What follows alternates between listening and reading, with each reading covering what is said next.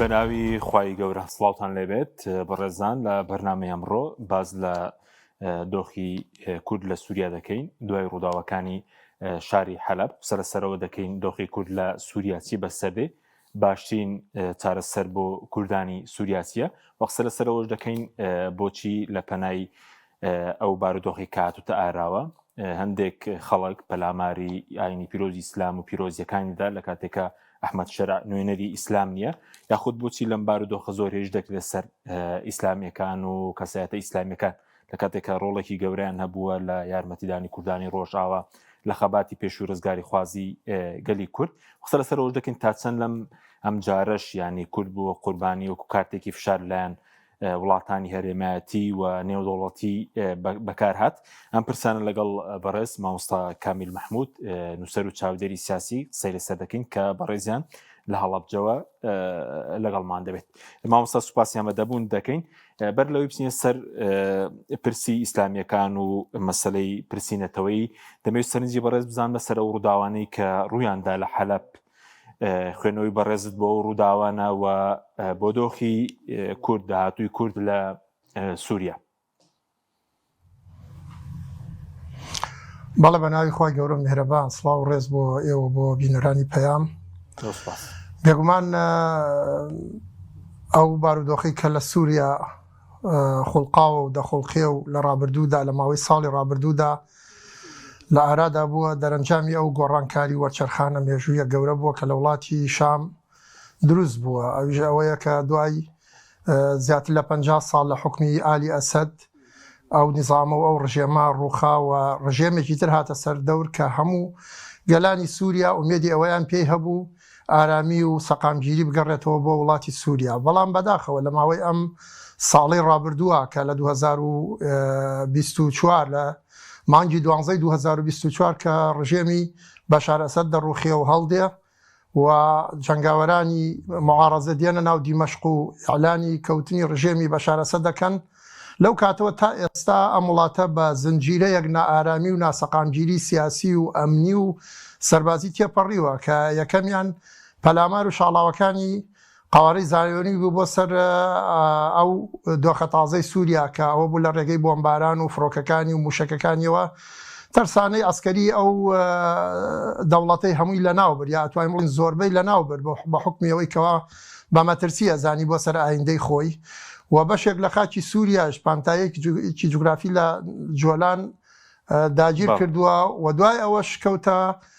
خوتوکەدانی دروزەکان و ئەو کەمینانەی کە لەو سنووران دۆخی خوڵقا کە هەمومان بەداخەوە تەمەنامانە کرد بەو شێوەیە نەبێ دۆخەکە مایەی خۆشی و ڕەفاهێت و ئاسوودەیی بێ بۆ هەموو لایەک پاش ئەمانەش بابەتی کورد دێتە پێشەوە کە کورد دۆزێکی لە مێژینە و گەلێک دێرینترە لە دۆزەکانی تریکە لە ناوچەکە هەیە ئەویش تا ئێستا قۆناغێکی ئەو تۆی نەبڕیوە بەداخەوە کە بێتە مای خۆشحاڵی هەموو لایەک لە سووریاوە بە تایبەتی بۆ گەلی کورد دوایین پێشاتی شەو پێشاتە نەخوازراوە بووکەوە ڕوویدا کە بەداخەوە ئێمە چاوەڕێمان نەکرد لە دوای ڕێکەوتن نامەی دەی ئازار کە لە نێوان جەنرال مەزڵوم عەبدی و لە نێوان ڕئیسی سووریای کاتی ئەحمەد شەرع ئیمزا کرا دوای ئەو ڕێکەوتن نامەیە بەندەکانی جێبەجێ بکرایە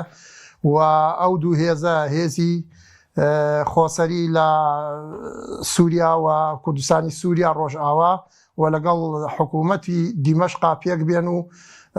کورد بە مافەکانی خۆی بگا لە ڕووی دەستوریەوە بێ یاخود لە ڕوویەکی بەدەستێنانی حکمێکی ئیداری بێ هەرێمێک بێ حکمی ذاتی بێ هەر شێوازێک بێ کە گەلی کورد لەو پارچەیە پێی ڕازی بن بەڵێ مامۆستا کورد بڵێن مافی خۆیەتی کە هاوشێوەی عێراق بڵێن لە دەستوری نوێی سووریا مافی زمان پەروەردە خۆ بەڕێوەبەری هەبێ بەستا ئێستاوەیەک لا نەکراوەتەوە لە بینی بڵێن هێزەکانی هەستەدە و حکومەتی سووریا طبعاً کورد لە هەموو پارچەکانی کوردستانەوە بە تایبەتیش لە وڵاتێکی وەکو سووریا کە پێشتر نکولی لە وجودی کراوە ناسنامەی پێنەدراوە وەکو کۆچەری و وەکو خەڵکی بیانی تەماشا کراوە لە هەموو گەلێکی تر و لە هەموو پێکهاتەیەکی تر مافیەوەی هەیەکەوە دان بە وجودی ئینسانی وجودی قومی و وجودی نیشتیمانی خۆیان لەو پارچەی کوردستان و لە ناو دەوڵەتی سووریا بنرێ ینی ئەمە مافێک نییە تا بڵین ئەحمەد شەرع پێی ئەدا یاخود ڕژێمێکی دیاریکراو پێدا ئەمە مافێکە لە ڕووی ئینسانیەوە لە ڕووی دینیەوە لە ڕووی یاسای نێودەوڵەتیەوە پێی ئەدرێ لە ڕووی دروستبوونیەوە خی پەروەردگار و مافانەی پێڕەوا بینیوە کە زمانی پێبەخشیوە مێژووی پێبەخشیوە خاکی پێبەخشیوە وەکو گەلانی تر شایستەی ئەوەن و مافی ئەوەیان هەیە کە خاوەنی چیانی خۆیان بن خاوەنی بڕیاری خۆیان بن و خاوەنی شکۆ و سەروەری خۆیان بن کە بەداخەوە کورد معاناتێکی زۆری هەیە لە ماوەی 100 ساڵی ڕابردووە کە لە هەموو پارچەکانی کوردستان هەتا ئێستاش نەگەیشتووە بە مافەکانی خۆی لێرە نیسبەتێک لە مافەکانی بەدەستهێناوە بەڵام لە زۆربەی شوێنەکانی تر هێشتا کەمتر لەو نیسبەتەشی بەدەست نەهێناوە بە تایبەتی لە سووریا هەتا ئێستا لە قۆناغی یەکەمی بەدەستهێنانی مافەکانی خۆیەتی بەڵێ بڵێن دوای دین سەر مەسەلەی ئیسلامیەکان نەتەوەی بەس بۆ حکوومەتی ئێستای سووریا حکوومەتی کاتی سووریا تا چەند گرینگە بڵێن لەگەڵ ئەو پێکاتانەی کە لە سووریان ڕێکەوتن کە لەبری بۆ من ڕێکەوتن بێ لەگەڵ ئیسرائیل بێ وڵاتانی تر بێ سەرتا گفتوگو بە گفتوگۆ یانێ و کێشانە چارەسەر بکرێت لە بری شەر تاسەنەوە بۆ هێزە کوردیەکانیش بڵێن ڕێگە چارەیەکی باشە کە بە زووی ڕێکەوتن بکرێ وەدان بە مافەکانی کورد بنرێ بێگومان چارەسەری کێشەکانی سووریا چارەسەری کێشەی کورد چارەسەری کێشەی کەمینەکانی تریش و تەنانەت چارەسەری کێشەی نێوان سووریا و ئیسرائیل خۆشی ئەمانە هەمووی مەفروزە بە سیاست و بە گفتوگۆ و بە حیوارێک بکرێت کە کەمترین زەرەری بەشەریتیا بێ ئێستا زمانەکە زمانی سیاستکردن و گفتوگۆ و حیوارات و مفاوەزات و ئەم شتانەیە بەڕاستی سەردەمی جەنگ و کاولکاری ئەو شتانە نەماوە بە تایبەتی ئەم منتیقەیە تەحملی ئەو هەموو جەنگ و کاولکاریە ناکات بۆیە لێرە لە سووریای ئێستاە باش وایە بۆ هەموو لایەنەکان چ بۆ کورد و چ بۆ دەوڵەتی سووریاش بۆ دەسەڵاتدارەتی نوێی دیمەشقیشکەوە لەگەڵ کوردەکانە دابنیشە و بگەن بە سیغەیەک و بە ئیتیفاقێک و ڕێکەوتنێکی ئاشتیانە مافەکانی کورد لە دەستورە جێ بکرێ مافەکانی مافی کولتوریە مافی زمانە مافی خوێندنە مافی شەراکەتە لە بڕیارە مافی بەشداریکردنە لە دام و دەستگاکانی حکوومەتە لە دام و دەستگا عسکەری مەدەنیەکانە کە من حیث المەبادی وەکو عەرەبەڵێ گەیشتون بە هەندێک لێک تێگەیشتن بەڵام بەداخەوە تا ئێستا ئەم لێک تێگەیشتانە و ئەم ئیمزایانەی کە کراوە لەسەر ئەو بنوودانەی کە بە تایبەتی لە ڕێکەوتنامەی دەی ئازارە هیچی جێبەجێ نەکراوە و لە بری ئەوەشی کە جێبەجێ نەکراوە ئەو جەنگ و نائارامی ڕوویدا کە لە چەند ڕۆژی ڕابردووە هەموو ناوچەکەی تووشی جۆرێک لە ناسەقامگیری کرد و بە تایبەتی گەلی کوردی خستەوە ناو نائارامیەک و تەنگەژەیەکی تر کە ئێمە بەچای خۆمان ئاوارەمان بینی قوربانیمان بینی لە هەردوو لاوە بە تایبەتی لەو دووگەڕەکەیکەوە لە ناو حەلەبی دووەم شاری سووریادان باشە مامۆستا سەرپرسی ئەوەی کە زۆر جار و داوێک ڕوودەدا بڵێن لە پەنایەوە خەڵکانێکن لە تۆڕە کۆمەڵایەتەکان هێرش دەکەنە سەر بابینە سەر ئاینی پیرۆزی ئیسلام سەرنجتان لەسەرەوە چیە لە کاتێکە بڵێن خۆ ئەحمەد شەرع و حکوومەتەکەی نوێنەری ئیسلام نین ئەگەر بە ناوی ئیسلامی شۆ بێ هەندێک ڕەفتارەیە مامەڵەکن لەگەڵ دی لە ئیسلامدا دیارە چۆنە مەسەلەی ئەخلاقی جەنگ بۆ چێندێک خەڵک لە پەنای و ڕووداوانەوە پەراماری ئاینی پیرۆزی ئیسلامدا هۆکارەکەی بۆچی دەگەڕێنەوە بێگومان حاڵەتێکی ناتەندروست لە ناو سۆشیال میدیای کوردیا هەیە لەم بابەتانە لە باگشتی ئەمە تەعاملێکی ڕاست و دروست ناکەین بەداخەوە سۆشیال میدیای کوردی زیاتر لە دەستی کۆمەڵێ هەرزە و منداڵ و خەڵکی دوو لە ڕێبینەران هەندێکی سەرسەری و ئەوەی کەوا جگە لە جنێودان جگە لە تەشهیر جگە لە سوکایەتی بە پیرۆزیەکان بە سمبولەنەتەوەییەکان بە مێژووی کورد بە مێژووی خەڵکی مەنتیقەکە شتێکی کە نازانێ ئەمە حاڵەتێکی ڕۆتینە وەرمان گرتووە کە ئومێد دەکەین لە ئایندەیە چاک بێ بەڵام بە نیسبەت دۆزی سووریاوە ئەوەی کەوا پەلاماری ئیسلامیەکانەدا ئیسلامیەکان طبعا هیچ زێرێک و هیچ زیانێکیان بە دۆزی کورد نەگەیاندوە ئیسلامیەکان هەموو خەمیان ئەوەیە کە میلەتەکەیان شکۆمەند بێ هەموو ئیسلامیەک حەزی بەوەیە کە کورد خاوەنی نەک قوارەیەکی فیدراڵی بەڵکو خاوەنی دەوڵەتێک و خاوەنی ئیمپراتۆریەتێکیش بێ بەڵام حەدی ممکنی ئەوەی بۆی دێتە دی ئیسلامیەکانی وەکو باقی هێزەکانی تر ئەوەندەی پێی بکرێ خەباتی بۆکە وەشان بەشانی هێزەکان بۆ نمونە لە باشووری کوردستانە ئێمە وەکو ئیسلامیەکان بەشداریمان کردووە لە لەحزە و قۆناغێکە بەشداری بزوتنەوەی ڕزگاری خوازی گەلی کوردمان کردو کە بزوتنەوەکە بەرەو نسکۆ ئەڕۆیشت لەو کۆتایانە ئەگەرچی ئیسلامیەکان ئەو لەوەچی ئەو تێبینیشان لەسەر دەبێ کە درەنگوەق دەستیاندایە چەک و سەنگەرێکیان دروست کرد لە ناو سەنگەرەکانی بزوتنەوەی ڕزگاری خوازی گەلی کووردا بەڵام گرنگەوەی قوربانیاندا هەزاران شەهیدیاندا تەسحەیەیاندا و ئەندامەکانیشیان پێش دروستبوونی ئەو حرەکەتە لە ناو خۆیە قوربانیاندا بە بەرژەوەندیەکانی خۆیان هەمومان لە خوێندن دواکەوتین هەمومان لە زانکۆکان دەرکران بەهۆی ئەوەی ئامادە نەبووین تەنها هەفتەیەک جێشی شعبی و سەربازی بۆ ڕژێمی بەعس بکەین ئێستاش لە شوێنەکانی ترا ئەوەی کەوا پارێزگاری لە ئەوێ پارێزگاری لە کیانی کوردی لە وجودی کوردی بکەوە خەباتەکە بۆ مافەکانی گەلی کورد ئێمە وەکو ئیسلامیەکان هەمومان مسلمانانی کوردستان لە هەموو جێگایەک سەرڕای ئەو جیاوازیەشی کە لەگەڵ ئەوانەی کەوا ئێستا خاوەندارەتی قەزەی کوردیەکەن بە تایبەتی لە سووریا کە ئەوە خۆی بۆ خۆی ئێستا ئێمە تا ئەندازەیەک ئەگەرچی شەڕەکەش سپاس بۆ خوا تا ئەندازەیە هێور بووەتەوە بەڵام هەرچۆنێ بێ هەر لە حاڵەتێکی ناسەقامگیری جەنگی ئاژین هەموو شتێک لەم کاتەیە تەوقیتی ئەوە نییە کە ئێمە هەڵسەنگاندن بکەین بۆ دوولایەنی جەنگەکە چاکی و خراپی و هەڵە و تاوان و ناتاوانیان چونکە باز لە هەرێکیان بکەی لەوانەیە بچیتە خانەی ئەوی تریانەوە لە بەرچەوەندی ئەوی کە دەربچێت بەڵام ئەبێ ئەوە نەمان لە یاد بێ کە ئێمە لەوانەیە ئەحمەد شەرع کۆمەڵی ممارەسات یا جێشەکەی ئەحمەد شەرع ئێمە ئەومان لە یاد نەچێت جێشەکەی ئەحمەد شەرع چییە ئەو چەکدارانەی ئەحمەد شەرع بریتین لە کۆمەڵێک گروپی جیهادی کۆمەڵێک گروپی چەکدار کە لە هاناوی داعش و قاعیدە و بە ممارەساتی ئەو ڕێکخراوانەوە کە بینی ومانە ممارەسەکانیان لە عێراق و لە شام و لە هەموو شوێنەکان چۆن بووە ئەوانە بوون ئێستا بوونەتە نەواتی ئەو هێزە چەکدارە کە بە ئاسانی لەلایەن دەوڵەتی نوێی سووریاوە زەبت ناکرێ بەڕاستی ئەبێ لایەنی کوردیش تەفەهومی ئەو واقعە بکە ئەبێت زۆر سیاسیەکانی سووریا سیاسی کوردیەکانی خۆمانم مەبەستە بزانێت کە قۆناغی ئێستای سووریا قۆناغێکی زۆر هەستیارە ئەوەندەی پێی ئەکرێ خۆی لە جەنگ و بەریەککەوتن لابدا لەگەڵ ئەو هێزانەکەوە هێشتا فێری حەزارەتی تەعامل لەگەڵ خەڵکی تران نەبوون فێری ئەوە نەبوون چۆن بە ئاشتیانە بە تەعاملێکی ئاشتیانە تەنانە لە کاتی جەنگەکانیشە وەکو خەڵکی تر جەنگ ناکەن ئەبێ خۆیان لەو بەریەکەوتنانە لا بدەن و هەوڵ بدەن هەتا ئەتوانن بە سیاسیانە کێشەکانی سووریا چارەسەر بکەن بۆی گەلی کورد ئیتر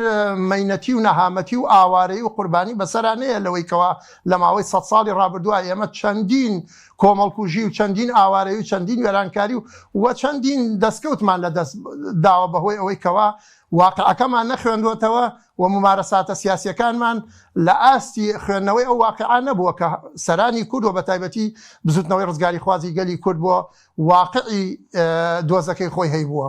بەڵێ بەس باسی ئیسلامیەکان کرد لە باشووری کوردستان بڵێن لە قۆناغەکانی دیکەش بەڕێزتر بەشدار بوو ینی بەشدار نەبوون لە شەڕدژی پارچەکانی دیکە لە ڕۆژهەڵات بێ لە ڕۆژاوا بێ لە باشوور بێ لە کاتی کارەساتەکان بڵێنەوەی کە لە سێ هاوکاری مرۆیی بەڵام هۆکارەکەی چیە ینی بەچی دەبێتەوە کە دەکرێنە ئاماچ ئیسلامیەکان لە کاتێکە بڵێن لە کوردستان دەسەڵاتیشان بەدەست من پێم وانە ئەوانەی کە لە سۆشیال میدیا ئیسلامیەکانەکەنە ئامانج خەڵقی ساغ و خاوەنی عەقڵیەتێکی متەکامیل و کامڵ بن بەڵکو خەڵکی هەرزە و نەفام و خەڵکێکن لە پشتی مۆبایل و کۆمپیوتەرەوە بە ئارەزوی خۆیان بەتاڵن شت ئەنووسن و ئەو نووسینانەشیان تەنها تەمەنی درێژی لەوانەیە 2 ڕۆژ 3 ڕۆژ بخایەنێ ئەوەی ئەمێنێتەوە شتی باشە ئەوەی ئەمێنێتەوە تەرحی باشە ئەوەی ئەمێنێتەوە دڵسۆزیە ئێمە لە وڵاتە هەمومان پێکەوەین و هەمومان لە ناو کەشتیەکەین و ئەبێت تەقبولی ڕەخنەی یەکتر بگرین من کاتێک کە ڕەخنە لە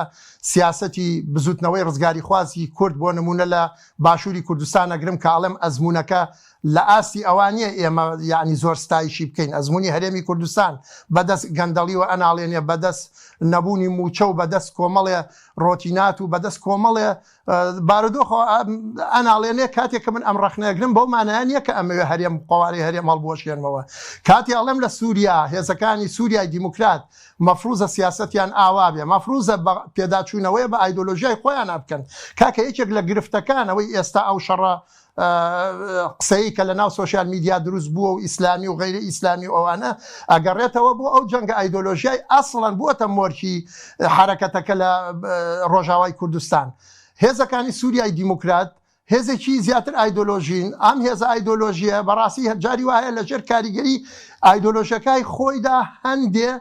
وێزگەتی ئەپەڕێنێ کە ئەو وێزگانە شایستەی ئەوەیە کەوا لە تێیا بۆستێ وتیایە سیاسەتێکی پراگماتیانە بکە سیاسەتێک بکە کە لە بەرژەوەندی بزوتنەوەی ڕزگاری خوازی گەلەکەی بێ نەک لە بەرژەوەندی ئایدۆلۆژیەکەی بێ نەک شەڕی ئایدۆلۆژیا لەگەڵ لە ئەنی بەرامبەر بکە لەسەرەوەی کەوا شوناسێکی ئیسلامی هەیە. ئێمە ئێستا کێشەمان هەرچەنە ئێمە وەکو ئیسلامیەکان ئەوشمان نەکردو بە کێشە بابەتی ئایدۆلۆژیا بەڵام لەگەڵەوەی شاڵین کاکە حرمەتی ئایدۆلۆژیای کۆمەڵایەتی میلەتەکەی خۆتان بگرن ئەو خەڵکانەی کە نزیکن لێتانەوە ئەو کەسانەی میدیاکانتان ینی بەداخەوە من لە ئەم ئێوارەیە میدیای ڕووناهی یعنی کۆمەڵێ دەستەواژەی بەکاری هێنا بە تەواوی ئیستیفزاز بە تەواوی کوفری تایە کە تۆ ناتوانانی حاشای لێ بکەیت ئەو برادەرەی کە ئەو سەرکردەی کەوا لە حەلب لەوێ بووەتە قوربانی و تیا چووە بەدەستی ئەو میلیشیا و چەکدارانەی دەوڵەتی سووریا کاتێ باسی هەواڵەکەیەکە و بە خاکسپارنیەکە ئەڵێ ئەمە خوا بووە هەر تەنا پیاغەمبەر نەبووە بەڵکو خوش بووە ئەخ لە نەگەڵ ناو میلەتێکی مسلمانە ئەمە تەقەبول ناکرێ ئەمە لە وەسەتی کۆمەڵایەتی خەڵک هەمووی نەیبیستووە جینا لێی دێنە دەنگ بەڵام لەنا وەسەتی سۆشیال میدیا لەوانەیە گەنجەکان و کۆمەڵێ خەڵک هەیە ئەیکەنە بابەتی مشتومڕ و گفتوگۆ ئیسلامیەکان لەنا ئەو مشتومڕ و گفتوگۆیشە هەشتا هەر زۆر مەسئولانە تەعاملیان کردووە و نایانەوێت ئەمەشکەن بە کێشە چونکە ئەزان تەوقیتەکە تەوقیتی ئەوە نییە تۆ بێی بەریەککەوتن و لەگەڵ ئەو ڕێکخراوە هەبێ کە ئێستا دۆزی کوردی لە سووریا بەدەستە بەڵکو ئێمە ئەمانەوێ ئەو دۆزەی کورد بچێتە پێشەوە ئیسلامیەکان پێیان خۆشە کورد لە سووریا بەدەستی حەسەدەش تەنانەت ببێتە خاوەنی قەوارەیەکی ئەوەی کەوا کورد تایە بەحەسیێتەوە نامانەوێت ئێمە لەبەر ئایدۆلۆژیایکی خۆمان کە ئێمە ئایدۆلۆژیای ئێمە جیایە لە ئایدۆلۆژیای سۆشیالیزم و ئایدۆلۆژیەکانی تر ئێمە ئایدۆلۆژیای ئاینیە مقدسە لە لامان سەرڕای ئەو قودسیەتەش ئیسلامیەکان یعنی پشو درێژانە تەعاملیان لەگەڵ واقعا کردووە و هاوکارن لەگەڵ وەلا ڕابردوویشتا بە ئەوەتان بەبیر بێنمەوە هەموو بینەرانی بەڕێزیش ئێمە لە ڕابردووە هەموو ئەو بەریەککەوتنانە ئەو جەنگ و ململانێ خوێناویانەی کە لە نێوان هێزە کوردیەکانی باشوور لەگەڵ پارتی کرێکارانی کوردستانە ڕوویدا تەنها ئیسلامیەکان ئامادە نەبوون بەشداری ئەو جەنگ و هەرا و پەلاماری ئەو هێزە کوردیانەی تورکیا بن کە زەخت و فشارێکی تورکیای زۆریش لەسەر بە تایبەتی بزوتنەوەی ئیسلامی کە ئەو کاتە هێزی چەکداری بزوتنەوەی ئیسلامی هەر تەنها بزوتنەوە بوو فشارێکی زۆری تورکیاشی لەسەر بوو بەڵام مامۆساکانی ناو بزوتنەوەی ئیسلامی مەلاکانی ناو بزوتنەوەی ئیسلامی ئامادە نەبوون ئۆکەی بکەن لە کاتێکە ئیمتیازاتی زۆریشان پێ ئەدرا من بۆ خۆم بەرپرسی مەکتەبی ڕاگەیاندنی بزوتنەوە بەشی ڕۆژنامەگەری بزوتنەوە بووم کە نووسینگەکەم لە سلێمانی بوو نووسینگەی میدیای پەکەکە کە پەلاماریاندان و کۆمەڵێکیان لێگرتن و هەندێکیان ڕایان کرد پەنایان هێنا بووە من بە حکمی من ڕۆژنامەنووس بووم و ئەوانیش هاوپیشەم بوون هەپەنایان بۆ من هێنا یەک هەفتە لە ماڵی خۆمانە من داڵدەمدان دوای ئەوەش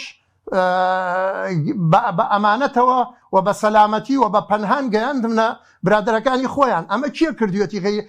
ئەگەر من حسابی ئەوەم بکردایە کە ئەمە لایەنێکی چەپ و لایەنێکی کۆمۆنیستە من ئەمەم کرد نەخێر من دینەکەم فێری کردوم کە لەگەڵ مەزڵوما بم لەگەڵ ئەو کەسابم کە داوای پەناکە لەگەڵ ئەو کەسابم کە دوێنە چاکوچۆنیەکم لەگەڵیا هەبووە با مارکسی بێ با چەپ بێ با چیە بێ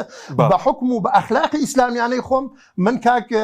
ناوەکەشم لە یاد چووە بەڵام دوای ئەوە سپازنامەیەکی ڕسمی بە کڵێشەی ڕسمی میدیای پەکەکەوە ئێستاش لە ئەرچیفی خۆمە پاراستومە بۆم هاتووە کە زۆر سپاس دەکەین کە گیانی ئەمەد پاراست کاکە ئێمە ئیسلامیەکان خاوەنی ئەم مەواقیفانەین خەڵکێک بە دوای ئەوانەی کە ئێستا قسە بە ئیسلام و بە ئیسلامیەکان ئەڵێن ئەوانە بە دوای پەکەکەەوە بوون بیان کوژن ئێمە داڵدەمانان لە ماڵەکانی خۆمانە بەڵام ئێستا ئەوانە لە سۆشیال میدیا بێئەدەبی و بێڕێزی بە دایک و باوکی خۆیانەکەن کاکە هەموو ئەوانەی کە بێڕێزی بە ئیسلامەکەن پێش هەمووستیە بێڕێزی بە دایک و باوکی خۆیانەکەن چونکە ئەوانە کوڕی دایک و باوکی مسلمانن لە عایلە و خانەوادەیانە بێگومان ئەگەر دایک و باوکی یان نەبێت کەسێکی کە لە عایلەکانە هەیە مسلمان و متەدەین و ئیلتیزاماتی دینی هەیە کەسێک کە ڕێز لە قودسیەت و لە پیرۆزیە دینیەکان و لە عەقیدە و باوەڕی میلەتەکەی خۆی نەگرێ هەرگیز بە کەڵکیەوە نایەتەوە متمانەی پێ بکەیت ئێمە لەم منطەلەقەوە تەعامل لەگەڵ دۆزی کوردە ئەکەین ئاستا بە باشی نازانین کەوا بچینە سەنگەرێکەوە بڵێن لەبەرەوەی هەسەدە و قەسەدە لە سووریا شعارێکی کۆمۆنیستی و چەپیان هەڵگرتووە ئێمە نامانەوێن و بچینە سەنگەری بەرامبەرەکانیانەوە بەرامبەریان بۆستین بەڵام تەمەنا ئەکەینەوانە بێنەوە سەر ینی ئەو خەڵکە کاکە هەموو دەسەڵاتەکان لە چواردەورمان بە ناوی دینەوە پەلاماری خەڵکی کوردستانە دەن خۆیمە ناڵێن دین بەکارێنن ئەوان خۆیان بە مسلمان نەزانن بەڵام تەنها ئێمەین بە ناوی دژەدینەوە زۆر جار دیفاع لە میلەتی خۆمانەکەین سەرانی بزوتنەوەی ڕزگاری خوازی ئێمە زۆر بە هەڵا ممارەسەی دینداری تەعامل لەگەڵ دیناکەن و ئەبینین ئالەم قۆناغانە کە بۆ پاساوە دەن بەدەست دوژمنەکانمانە ئەوەی ڕووناهی کە من حەزەکەم بچن تەماشای بکەن ئێستاش لە سایتی تەلەڤیزیۆنەکەیان ماوە کە چ جۆرە قسەیەک و چ جۆرە دەربڕینە بەکارهێنێ کە لە هیچ جێگایەک تەنها لە ئەوروپاش ڕێگە نادەن میدیایەک ئابۆ شێوەیە تەعامل لەگەڵ قودسیەتی پەروەردگار جەلە جەلالوهو لەگەڵ خوای پەروەردگارا بکرێت کە بڵێ فڵان کەسێک خوا بووە کە ئێستا ئێمە لە دەستمان داوە ئەمە بەڕاستی کارەساتە بۆ بزوتنەوەی کوردایەتی بۆ دۆزی کورد و ئەمە زەرەرێکی گەورە بە کوردەکەیێنێ تەمەناکەین کە لە ئایندەیە ئەم دەنگەمان بگا بە سەرانی بزوتنەوەی ڕزگاری خوازی نەگەر ئەوان لە هەموو پارچەکانی کوردستانە کاکەوە تا تورکیا ئیدعایەوەیە کە ئەوێ مەوروسی عوسمانی بگەڕێنێتەوە بۆ خۆی حەزارەتی ئیسلامی بەهی خۆی زانێت لە ڕێگەی دەوڵەتی عوسمانیەوە ئەحمەد شەرع هاتووە ئەوێ مەوروسی ئەمەوی بگێڕێنێتەوە ئەڵێ من خاوەنی دەوڵەتی ئەمەویم و سەروەری ئەمەویەکان ئەبمەوە بە خاوەنی ئومەتی ئیسلامی ئێخۆ ئێمەش خاوەنی مەوروسی ئەیوبین دەوڵەتی ئەیوبی کە ئەسڵەن حەزارەتی ئیسلامی لە فەوتان ڕزگار کرد دەسەڵاتی ئیسلامی لە فەوتان و لە سەلیبێت و لە شاڵاوی سەلیبی ڕزگار کرد ئێمەی کورد خاوەنی دەوڵەتی ئەیوبین بڕۆ ئێستا شوێن نییە لە میسر لە فەڵەستین لە ئەردەن لە سووریا ئەوە هەری خۆمانە کوردی تایە خاکی خۆمان بەس شوێنەکانی کە هەر هەمووی گەڕەکێ دووت دەگەڕەکی کوردی تایە بەهۆی چیەوەیە بەهۆی سەلاحەدینی ئەیوبی و سوپاکەی سەلاحەدین کە هەمووی کورد بووە بەهۆی وەزارەتەکانی سەلاحەدینی ئەیوبیوە کە بەشی هەرە زۆری کورد بووە ئێمەش خاوەنی مەوروس و خاوەنی توراسێکی حەزاری دینی خۆمانین وەکو چۆن عەرەبەکان خاوەنی حەزارەتی ئەمەوی عەباسین وەکو چۆن تورکەکان خاوەنی حەزارەتی عوسمانی یا دەوڵەتی عوسمانین ئێمەش پشکی شێرمان هەیە لە مێژووی ئیسلامە بەڵام بەداخەوە سەرانی بزوتنەوەی ڕزگاری خوازی کورد نایانەوێ ئەم توراسە تەریخیە تەوزیف بکەن لە خزمەتی قەزیێنەتەوەیەتەکەی خۆمانە باشە بەس کێ بەرپرسیارە ئێستا زۆر جار ئەوانەی کە رەخنە لە ئیسلامیەکان دەگرن دەڵێن هەموو عەرەب ئیسلام بەکاردێنێ تورک فارس بۆچی کورد بەکارینیان یاخود ئەو کاتێک کە من باسی دەوڵەتی ئەیوبیت کرد کە دەسەڵاتیان هەبووە کێشەکە لە کێ و خەتاکە لە کێیە کە مەسەلەن ئیسلام بەکارێن زۆر جار بەناوی ئیسلامەوە بەڕێزوتە دەوڵاتانی کە کوردیان بەسەدا بەشراوە زوڵم لە میلەتی کوردەکەن لە کاتێکە لە ئیسلام ئەوە جێگەی نابێتەوە و پێچەوانی شریعەتی ئیسلامە بەس بۆچی نەتوانراوە کوردیانی سوودی لەوەربگیری کێشەکە لەکوێیە طبعا من بە پلەی یەکەمە گێڕمەوە بۆ خودی ئیسلامیەکان بۆ ژینگە ئیسلامیەکە بۆ کەم تەرخەمی ئیسلامیەکان لە زۆر قۆناغا ئەبوو ئەوان خاوەنی قەزەی کوردی بوونایە ئەوە ئەبوو ئەوان خاوەندارێتی دۆزی کوردیان بکردایە بە تایبەتی لە دوای نسکۆکانی کوردەوە لە دوای فەشەلی ناسیۆنالیزمی کوردیەوە لە دوای ئەو هەموو مەینەتیانەی کە بەسەر کووردا هاو لەسەر دەستی هەندێک لە سەرانی بزوتنەوەی کوردایەتی لە هەموو پارچەکانی کوردستان ئەبوو ئیسلامیەکان خاوەنی دۆزی کوورد بوونایە بەڵام بەداخەوە ئیسلامیەکانیش لەژێر هەیمەنەی لەوانەیە تەیاریکی عەرەبی بۆ نمونە ڕێگەی نەدابێتەوە ئیسلامیەکان ببنەخە ئێمە لە کوردستانە سەحوی ئیسلامی لە هەفتاکان و هەشتاکانەوە سەری هەڵداوە حرەکەیەکی منەظەمی ئیسلامی هەبووە هەیمەنەیەکی ئیسلامی بەسەر ساحەکەوە هەبووە و تەیارێکی بەربڵاوی و تۆژمێکی بەربڵاوی ئیسلامی هەبووە هەمیشە لە هەشتاکانە ئەمە هەسمان بەوە کردووە کە بۆشاییەکەیە لە ناو بزوتنەوەی ڕزگاری خوازی گەلی کووردا کە بۆشایی نەبوونی ئیسلامیەکانە من بە دەرەجە یەکەم ئەیجێڕمەوە بۆ غیابی ئیسلامیەکان کە نەیانتوانی بەرگری لە مافی میلەتەکەی خۆیان بکەن بۆیە ئێستا زۆر قسەمانیە و ناشمانەوێت زۆر بەریەکەوتنمانە بێ لەگەڵەوە هێزانەی کەوا ئێستا ئایدۆلۆژیای غەیری ئایدۆلۆژیای میلەتەکەی خۆیان هەڵگرتووە بگرە هاوکاریشیانەکەین چونکە ئێمە لە ئایندەی ئازانین هەمومان ڕۆڵەی ئەم میلەتین و لە کۆتاییشە ئەوانیش هەر ئەگەڕێنەوە سەر ئەو واقعی کە کۆمەلگاکەی خۆیان یانەوێ ئێمە تەجروبەی باشووری کوردستانمان هەیە کاک حەکیم ئێمە باشووری کوردستانە کە بزوتنەوەی کوردایەتی لە قۆناغی هەفتاکان بە دواوە بە تایبەتی یعنی تەبەنی ئایدۆلۆژیایەکی زۆر تونڕەوانەی چەپی ئەکرد، مارکسیستی ماوی لینینی ئەکرد لە کوردستانە، بەریەکەوتنی زۆری هەبوو لەگەڵ مزگەوتەکانە، لەگەڵ مەلاکان، مامۆستا شەهید بوو لە مزگەوتەکانە. بەڵام دوای ئەوەی کە هاتینە سەر واقعی ئێستا کە بووین بە خاوەنی قەوارەیەکی خۆمان و خەڵک چاوی کرایەوە و خۆیشیان ئەو سیاسیانش چاویان کرایەوە، بینیمان هەر هێشتا نەگەیشت بووین بەم واقعەش. سەرانی ئەو بزوتنەوە چەپ و ئەلمانیانە لە دوای مامۆستا مەلا عوسمانەوە بەڕیز وەستاون، خۆ ئێستا دیکۆمنت هەیە، نوێژی جەماعەتەکەن، قامەت بۆ مامۆستا مەلا عوسمانەکەن. ئێمە هیوا و ئومێدمان ئەوەیە، ئێمە گەشببینین بەوەی کە هەسەدەش و پەکەکەش و پارتیش و یەکێتیش و هەمومان پێکەوە کە هەمومان لەناو ئەم کەشتێ گەورەیان کە پێوترێ کوردستان لە کۆتایی ئەگەر بووینە خاوەنی قەوارەی خۆمان ئیلا ئەبێ بگەڕێینەوە بۆ واقعی میلەتەکەی خۆمان، بۆ فەلسەفەی بیرکردنەوە و بۆ ئایدۆلۆژیای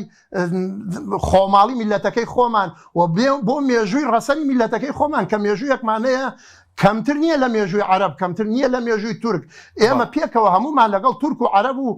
ئەوانی ترا گەلە مسلمانەکانی ترا حەزارەتێکی هەزار ساڵەمان دروست کردووە. ئێمە پشکی شێرمان وەکوتم لەو حەزارەتا هەیە.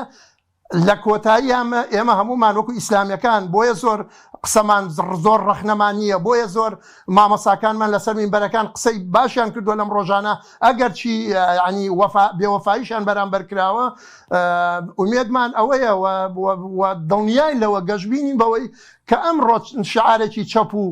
کۆمەڵە شعاراتی هەڵگرتووە کە بە ئێمە ناخوا کە ئیستیفزازی لەوانەیە مەشاعری ئێمەشی تیابێ، بەڵام لە سبەینیە دڵنیاین لەوەی ئەگەر وەزعێتێک بۆ کورد پێش کورد بوو بە خاوەنی خۆی، خۆمان پێکەوە بیرەکەینەوە و خۆمان ئەم واقعی ئێستای کوردستان، هەرێمی کوردستان، ئێمە ئێستا لە هەرێمی کوردستان ئەلحەمدولیلا کێشەی دینیمان نییە، پێکەوە هەمومان ڕێز لە مقەدەساتی ئیسلامەگرین، هەمومان حتا یەکێتی و پارتی ئەو بەرنامە و ئەو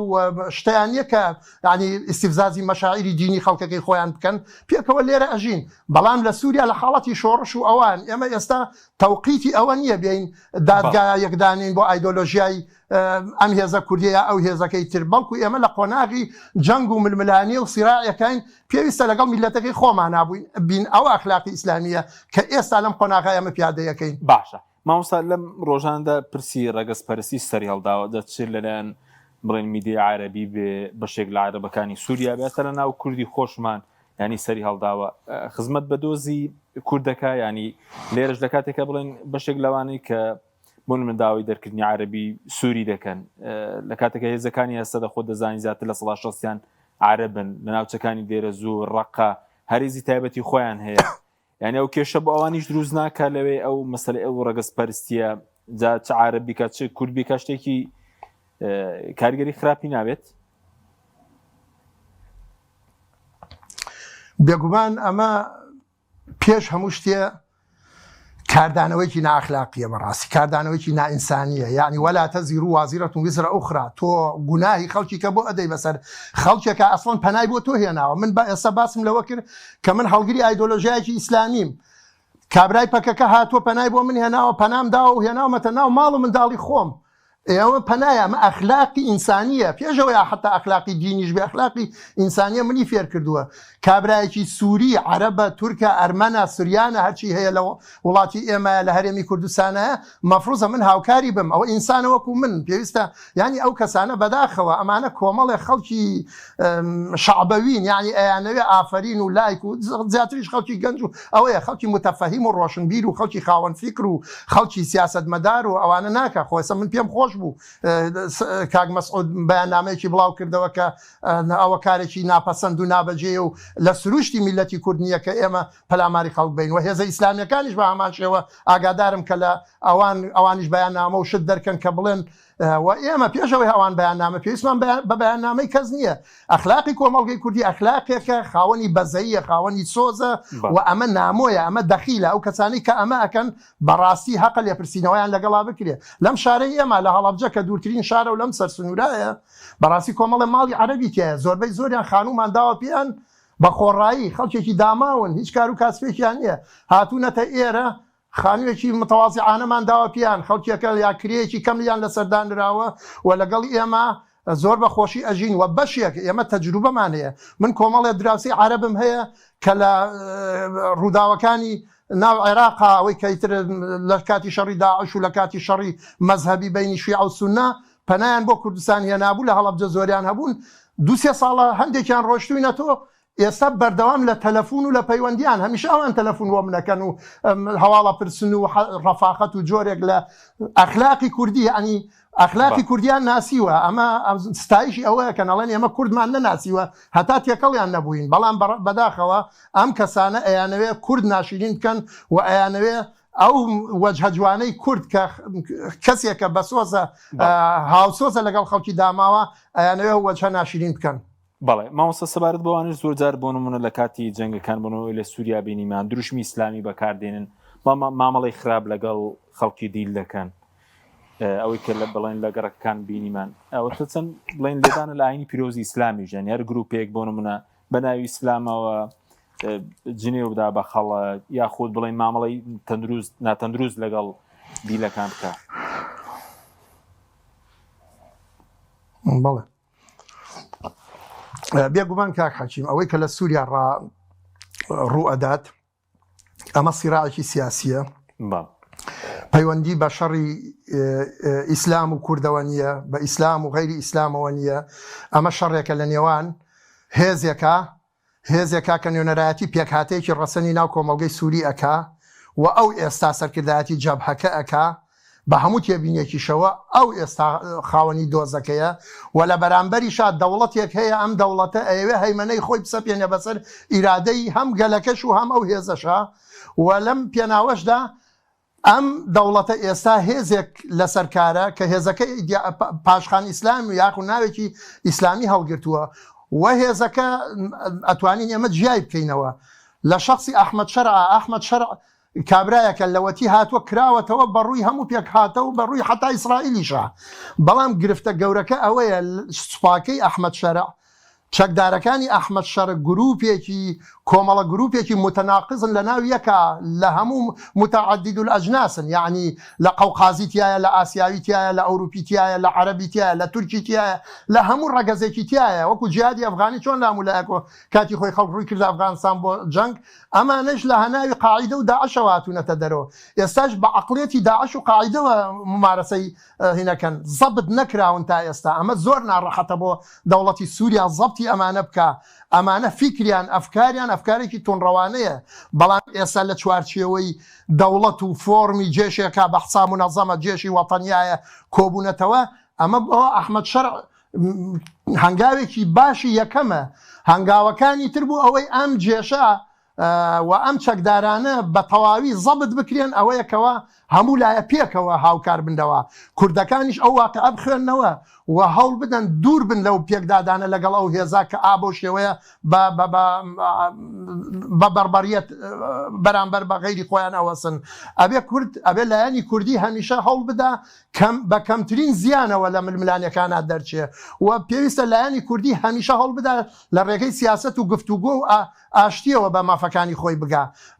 گفتوگۆکان ئەگەر درێژەش بکێشێ زۆر لەوە باشترەکەوا تۆ جەنگێ بەرپا بکەی بەداخەوە ئەوەی لە حەلەبا ڕوویە لەسەر دوو گەڕەکە لە ناو حەلەبا دوو گەڕەکی کوردنشین بوون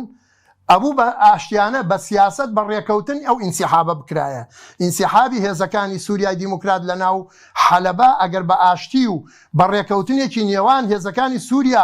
مەسڵوم عەبدی و ئەحمەد شەرع بووایە کە چەند ڕۆژە پێشەوە لە دیمەشق کۆبوونەوە بەیەکەوە ئیتر نازان چیە کۆبوونەوەکەی لێ تێکدان ئەگەر بەوە بووایە بەو ئاشتیە بووایە زۆر سەروەرانەتر سەربەرزانەتر هاتنە دەرەوە بەڵام کاتێک کە تۆ بە شکستی سەربازی یا بە زۆر و بە کاولکاری لە شارەکە ئەتکەنە دەرەوە ئەمە بۆ لایەنەکەی تر تا ئەندازەیە جۆرێک لە ئەوەی تایە کە تۆ خۆت کەشفەکەی بۆ بەرامبەرەکەت کە توانای سەربازی چەنە کە توانای مقاومە و بەرگریت چۆنە خۆ پسپۆڕە سەربازیەکان پێویستە لەوا قسە بکەن بەڵام بە پێی ئەزمموی خۆمان کە دیومانە لە هەموو ئەو پێکدادانەی کە لە نێوان کورد و بەرامبەرەکانیانە ڕوویداوە کورد هەمیشە پێویستەکە هەوڵ بداکەوە قوارەی هێزی خۆی کەشف نەکا بۆ بەرامبەرەکانی تۆ لە دووگەڕەکەی لەو دووگەڕەکە هەر ئەبێ لە ئایندەیە بە جۆرێک لە تەفاهم دەرچی لەوێ باش وابوو بە تەفاهم و لێکتێگەیشتن لەو گەڕەکانە و دەرچوونایە نە قوربانی بدرایە نە خەڵک ئاوارە بکرایە نە کاولکاریش ڕووی باە بەڵام دوای ئەوە کە ڕوویە بەڕاستی ئەمەیان جێگەی نیگەرانی بوو و ئەمەیان بوو کە ئێمە بە تەواوی ینی جۆرێک لە ڕای جیاواز لە ناو ساحی کوردیشا دروست بوو حتا لە ناو خۆشیان دروست بوو کە هەندی ئەڵێن ئەوانەی کە لە ناو حەلەبا بوون بەگوێی جەنرال مەسعود عەبدیان نەکردووە ئەگینا ئەو پێی باش بووەکەوە بە پێی ڕێکەوتنێک کە کراوە لێکتێگەیشتنێک ئەو هێزانە لە حەلەب بێنەوە دواوە چونکە ئەوەی کەوا ئیشی لەسەرەکە کورد پێویستە لەو چوارچێوەیە لە چوارچێوەی ئەوەی کەوا بیەوێ هەرێمێک بۆ خۆی دابین کە ئەگەر هەرێمی پێ ببڕێ و هەرێمی پێ بدەن ئەوەیەکەوە احتیفاز بۆ شوێنانەوە کە ئەکسەریە کوردن کە مەناطقی کوردین حەلەب مەناطقە کە ئەکسەریەتی عەرەبە بەڵام دوو گەڕەکی کوردە کورد لە هەموو سووریا لە 15 بۆ لە 20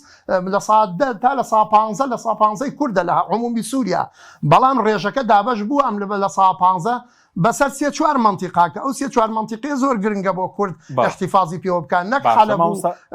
حەماود کۆمەڵە شوێنیاکە کە ئەقەلەیەکی کوردیتیایە بەڵێ کاتمان کەمەوە بەس بە کورتی پێدوای ئەوەی کە لە حەلەب ڕوویدا بۆنم لە ناوچەکانی دیکەش مەتریسی هەیە ڕوودا بۆنم لە هەندێک ناوچەی بۆنم دێرە زۆر ڕەقا بڵێن پێکاتەی سوپاکەی بڵێن هەسەدە عەرەبن ینی ئەگەری دووبا ینی بەرفرامبوونی شەڕەکە شەر هەیە خۆی لە ڕاستیە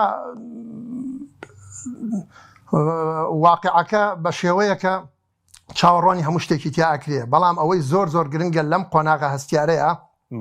و بە تایبەتی دوای جەنگی حەلەب جەنگی حەلەب پێویستە عەسکەریەکان سەربازیەکان خوێندنەوەی تایبەتی بۆ بکەن نەک ئێمەمانانیش لە دوای جەنگی حەلەبەوە پێویستەکە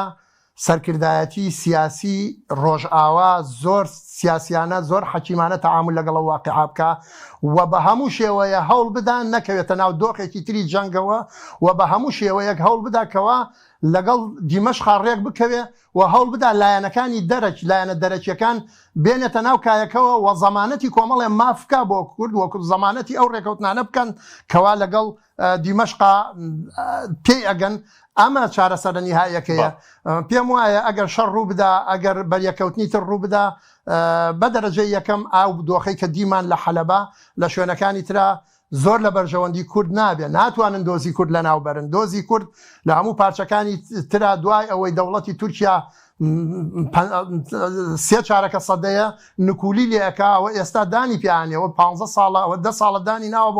بەوەی کەوا کێشەیەک هەیە کەوا کێشەی کووردە ئەوە لە کوردستانی عێراقاوە ئێمە بووینەتە خاوەنی ئەزمونیەک و هەرێمێک و جوگرافیایەکی خۆمان ئەوە لە سووریایە هێزێک هەیە و پانتایەکی جوگرافیش هەیە کە کورد تایدا